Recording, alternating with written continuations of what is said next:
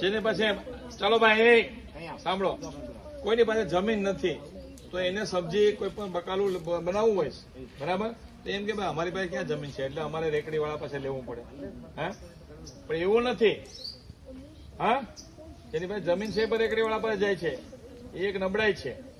હા, પણ આપણી પાસે જમીન નથી ને ઓછી જગ્યા છે તો આવા તમે ટાવર મતલબ આવા પાઇપની મદદથી અથવા માટીના કુંડા છે, બધા માટીના કુંડા છે, પ્લાસ્ટિકની ડોલો છે, વેસ્ટેજ બરાબર, એ લાંબો સમય ટકી શકે. અને આ લાંબો સમય ટકે કારણ કે આને સૂર્યનો પ્રકાશ પડે તો વાંધો આવતો નથી, તૂટતું નથી. સમજાણું ભાઈ? હે, અમુક હા અમે બધા અલગ અલગ રોપડા છે. આ પ્લાન્ટ ક્યાંથી લાવ્યા છે? આ ટોટલ 3,500 પ્લાન્ટ છે, 550 પાઇપ છે. હા, ક્યાંથી પ્લાન્ટ આપણે છોડો ક્યાંથી લાવ્યા છે? આ બધી રોપા બનાવ્યા છે, દિલ્હીથી લાવ્યા છે.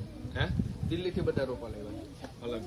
હવે અહીંયા રોપા બનશે ને પાછા આ જે નીકળી જશે ને એટલે પાછું નવું પ્લાન્ટેશન થશે અહીંયાથી આપણે અહીંયાથી. અને 1.5 મહિનાનો છોડવો છે. વેચો છો ને? વેચો ઘર માટે પ્યોર ઓર્ગેનિક માટે જ છે, વિધાઉટ એની.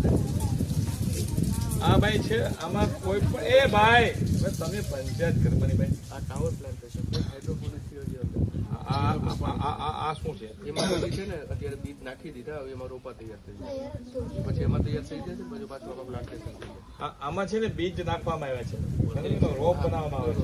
17-18 પ્રકારની ભાજી છે, રીંગણાની 8 થી 10 જાત. આમાં હા, આમાં ભાઈ છે આ દિલ્હીથી મંગાવવામાં આવ્યો છે ભાઈ, સમજી લો. આ રોપા છે ને એ દિલ્હીથી. અને આમાં કોઈ એ ભાઈ જો સાંભળો પેલા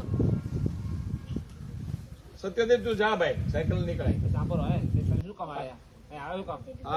આમાં કોઈ પણ પ્રકારની રાસાયણિક દવા કે રાસાયણિક ખાતરનો ઉપયોગ કરવામાં આવતો નથી, ફક્ત છાણિયું ખાતર. હા, છાણનું જ ખાતરનો ઉપયોગ કરવામાં આવે છે બરાબર. એટલે એ ઓર્ગોનિક કહેવાય. આ ઝેર મુક્ત આમાં જે બનશે એમાં ઝેર ન હોય. આપણે બધા ખાઈએ છીએ ને ભાઈ, એ ઝેર વાળું ખાઈએ. શું થાય ભાઈ? ઝેર હોય છે, દવા વાળું. પછી બાંધી દેવાનું. સમજાણું ભાઈ? સાહેબ આના ફોટા આપ્યું છે ભાઈ? તમે આપ્યું છે સાહેબ? ડોલા નાખી દઉં.